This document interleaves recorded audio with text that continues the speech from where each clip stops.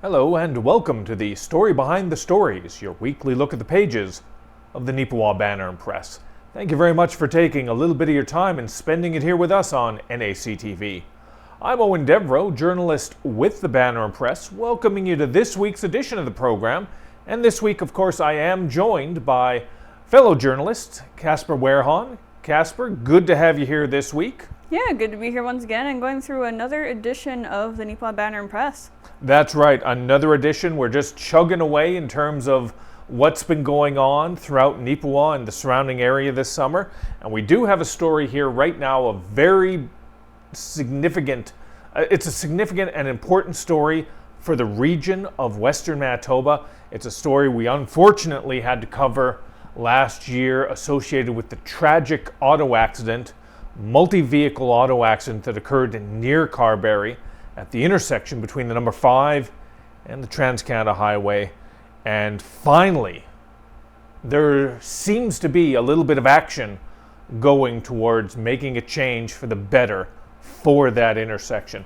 We have to thank as well Rain Pryor, for those of you who are consistent and loyal viewers of NACTV. You know Rain, who works here for NACTV and works for the Neepawa Banner Press as one of our local journalism initiative participants. She went down to Carberry and she covered this story about Carberry residents having their say, their opportunity to see some of the options available for fixing, for upgrading the intersection where that tragic crash occurred last year.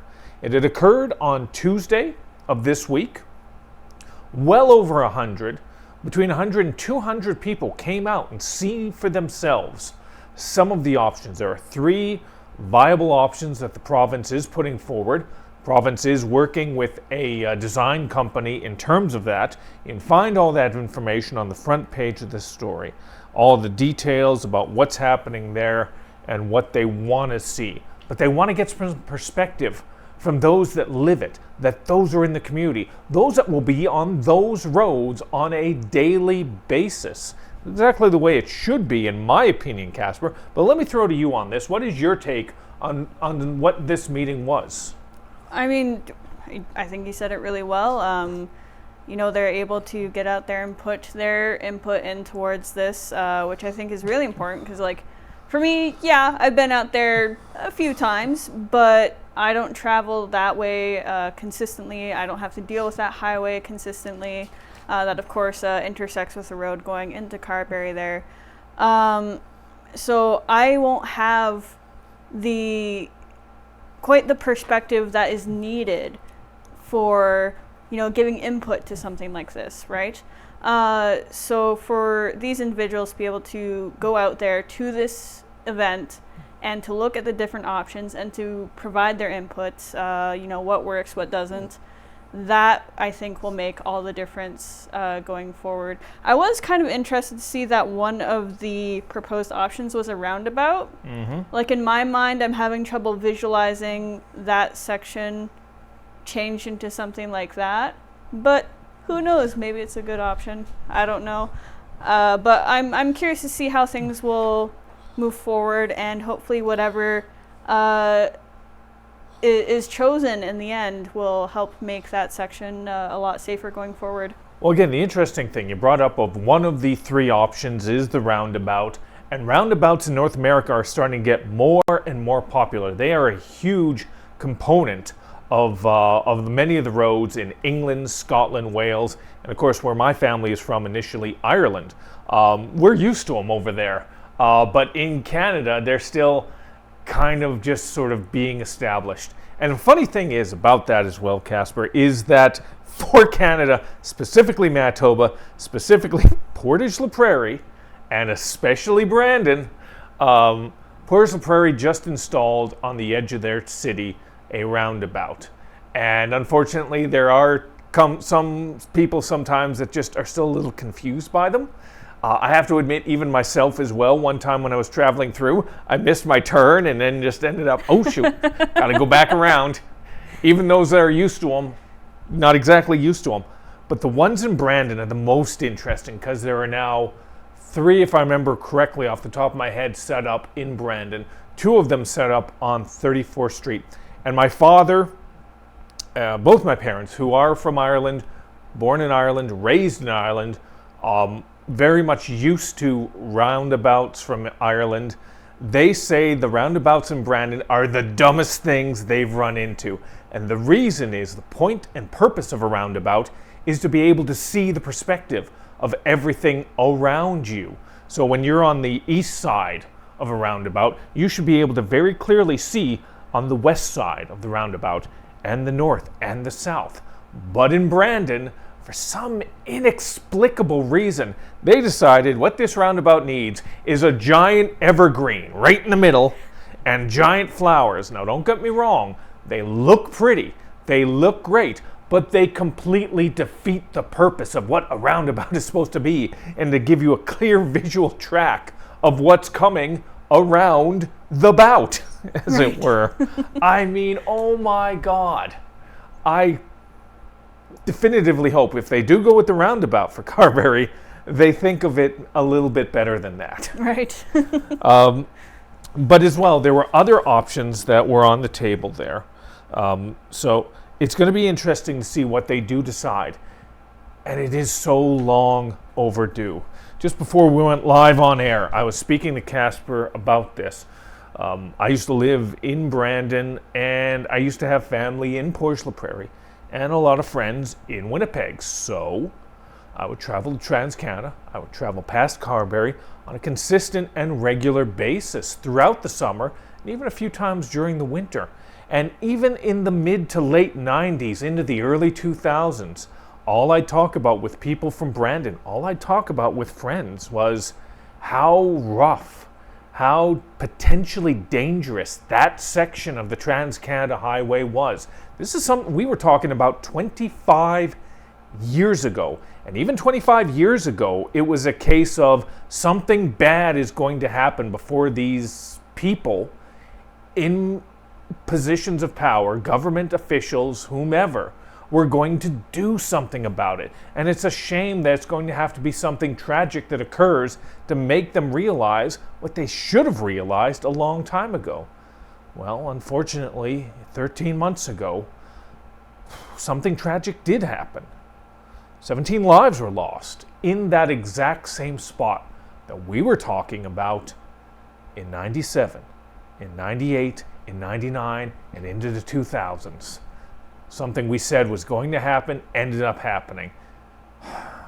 It's a damn shame, pardon my French, that something like this had to occur before bureaucracy woke up and decided to move forward on it. And we'll see how it moves forward. Very much, this is not something that's going to be done by the end of the summer. This is not something that's going to be done even next year. Casper, I forget, you had said in the story, and I forget, memory's not as good as it used to be. You said it was around 26 or 27 that this was going to be possibly completed? You know what? So I would have to double check as well, but it's definitely going to be a few years 20. here. Yeah. Yeah. Yeah, 26. Oh, yeah, right at the end there. Yeah. Yep. So it's going to be a little while yet for sure. I know we're, of course, already this far into 2024, but that's still a decent chunk of time to get through before this gets accomplished. So, obviously, hoping that nothing else happens. We don't want anyone to get hurt or anything like that, and so. Like I said before, hopefully whatever is decided will help it be a lot safer. I think even if they went with and that was part of the options as well, even if they went with like a wider median to just like help increase the space in the in-between part there, because it is like 2 lanes of one-way traffic. I think even just doing that would probably help a lot. It'll be interesting to see what decisions they ultimately decide to make on this and move ahead on in the future.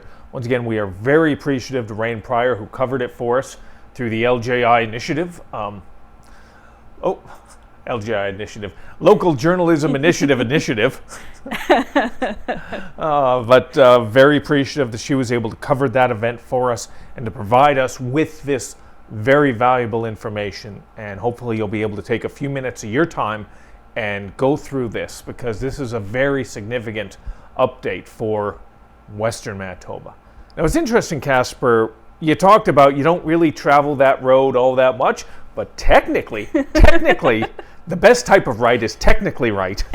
Technically, you have recently for this next story. You took a little road trip down the Carberry for a little bit of a treat, didn't you? I sure did. Yeah, I took a road trip down to Carberry there this past. I actually don't remember what day of the week that was, but it was July 10th. Time. What is time? It all blends together. It really does. But yeah, I went on down there. They were doing a Free Friday event, McCain Foods, in partnership with Ronald McDonald House Charities Manitoba. So McCain was giving out free fries or free potato patties, or both, and taking donations for that charity to pretty much support them in their mission to help families get, the care that they need if they're dealing with a child that has an illness or an injury, and keeping them close together as well. And it was my first time checking out this event, so it was kind of interesting to see the setup that they had going on. Of course, it was like a drive-through style sort of thing, and I was kind of surprised. Because I went through, my dad went through as well. We gave donations, and I was like, okay, yeah, it's bags of French fries, whatever, cool. We'll take some happily. We'll use them at some point. Oh my gosh, we got so many fries. we got home with those fries, and we opened the box, and we were like, wow. Okay, and we had to split them up. We gave some to our neighbor, we took some to Brandon, we gave them to my sister, and yeah, it was a lot. But it was great to see all these people going out there and supporting this, giving their donations, and it really turned out very well. In addition to being in Carberry, they were in a few other towns and cities in our coverage area, such as Brandon. There was Carmen as well, and some cities outside of our area, and they were all pitching in too, and they raised around $40,000, which is quite a good sum. That is such an impressive number for them to be able to bring in for an endeavor like this, because of course McCain's is based primarily in Manitoba. In Portage la Prairie, they have the plant there, but they also are very much entrenched in Carberry, so it is understandable that those two communities are a big part of this. So it's nice to see them sort of branch out, just as Casper said, to places like Carmen, places like Brandon, places that maybe they wouldn't hit, but they still see value in being out there and getting the message out there for a very worthy cause. Definitely, yeah. Everybody likes free food. Everybody likes free fries, I'm sure. And if you can do it to support something like this, well, I think that just makes it all the better, really. That's right.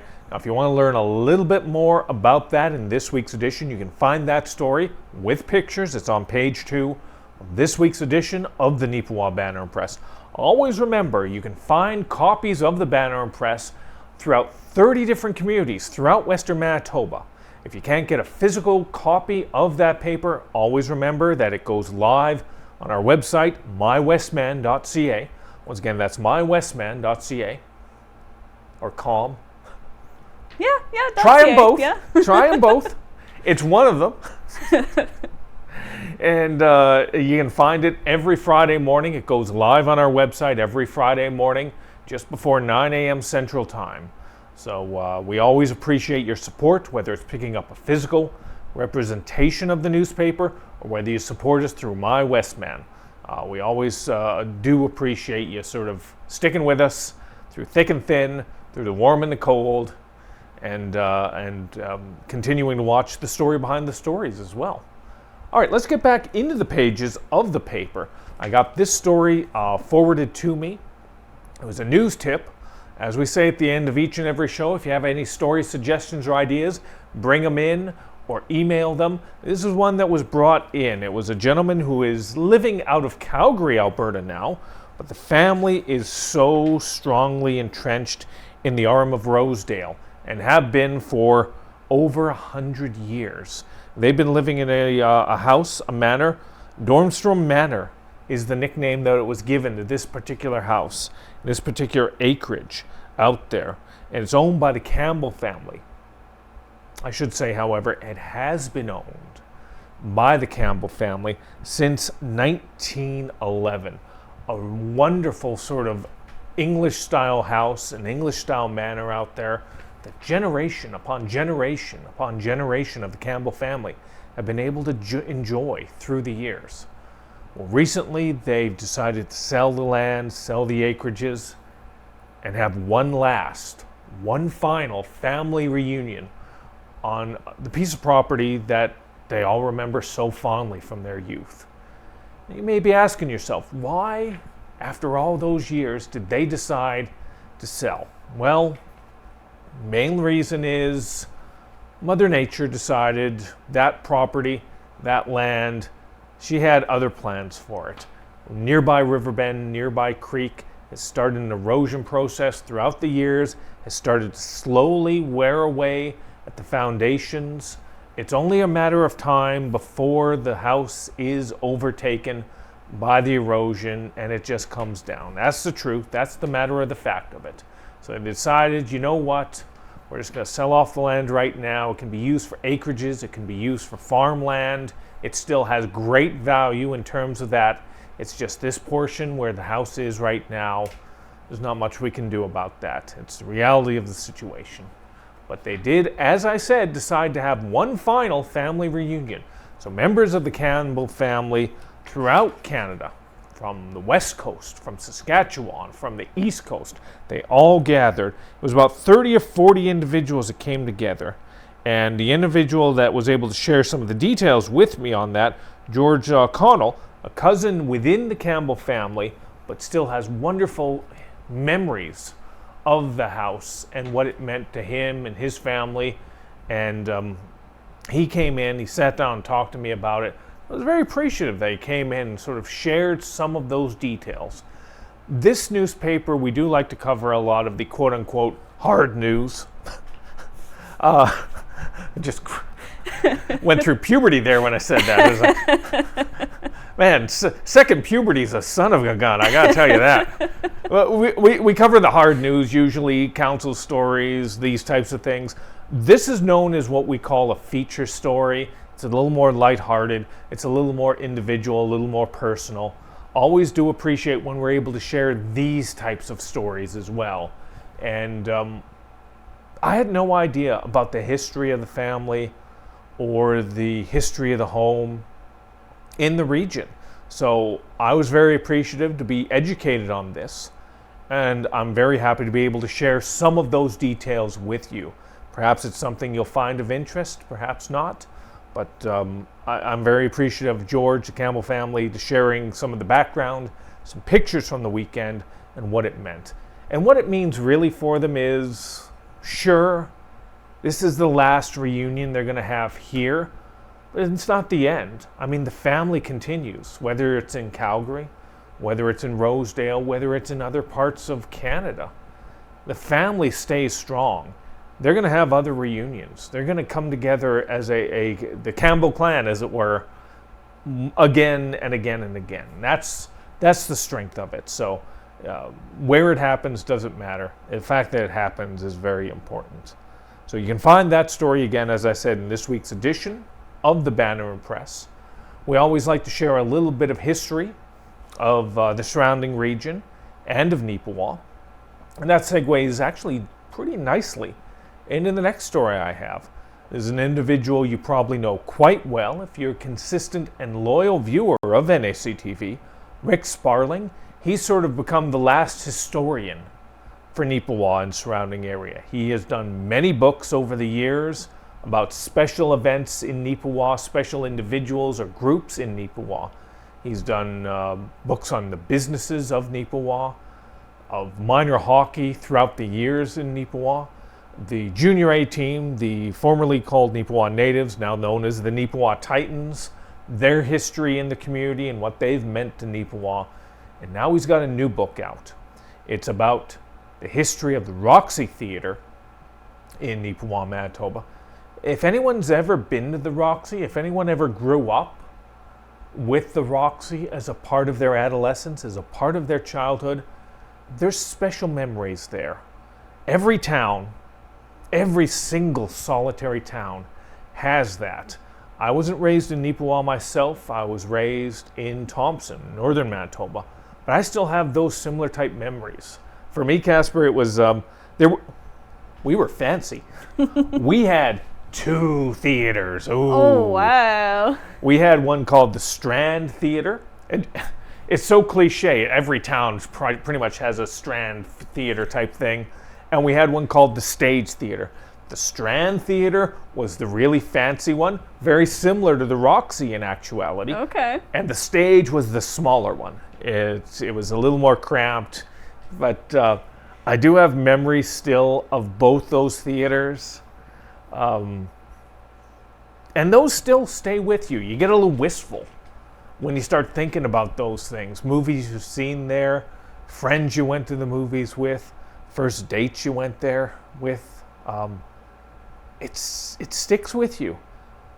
Things like that stick with you.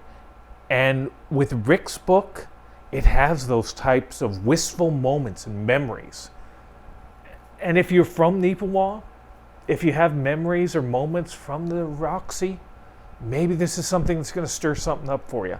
It's great that Rick was able to put that together into this book and to be able to share it with you. This book has been something he's been working on for about 13 or 14 months. He's very proud of it.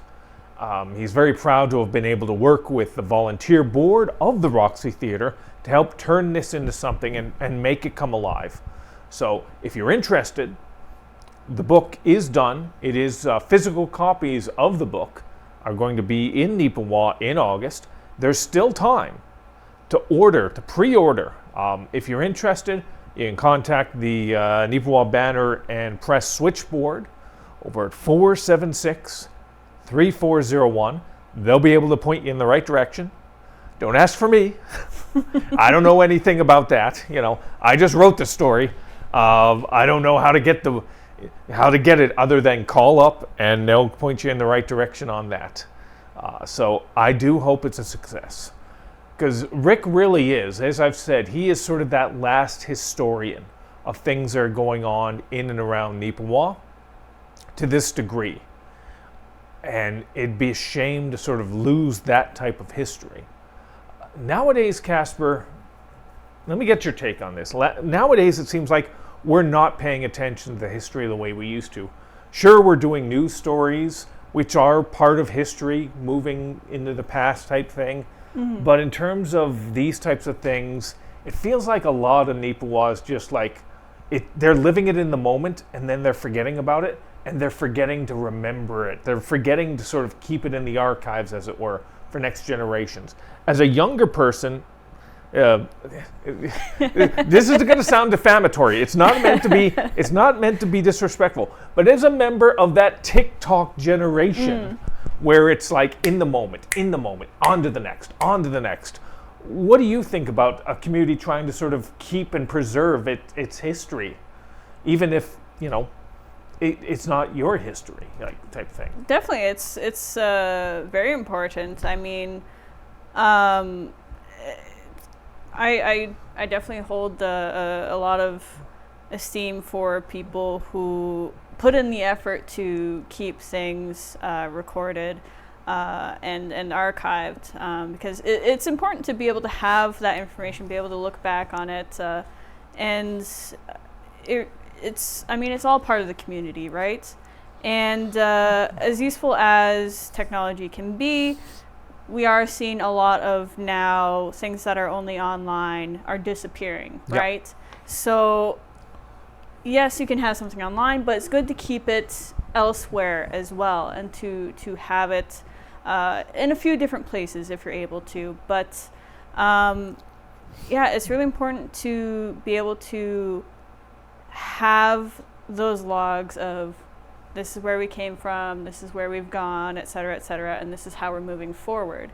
Because there is a lot of things that do get forgotten. They get lost to time or what have you, or maybe there's some sort of incident that happened, so a certain record isn't there anymore, right? So things like this, efforts like this, are definitely something that are needed in communities. Most definitely. And I'm optimistic that in the future, we're going to have an opportunity to speak with Rick Sparling right here on NAC TV. Rick is making plans to sort of pop back into town. He's based out of Winnipeg now, but he still has loyal and consistent roots here in Neepawa. So hopefully the next time he's able to pop into Neepawa, he's able to sit down with NAC TV, maybe talk a little bit further about this book, a little more elaborately than I can, because I'm able to give you a little twinkle, a little taste of what the book is all about, but Rick will be really able to get into the meat and potatoes of it. So hopefully we're able to make that work and bring that together for you. We only got a few minutes left, so we're going to quickly shift gears here.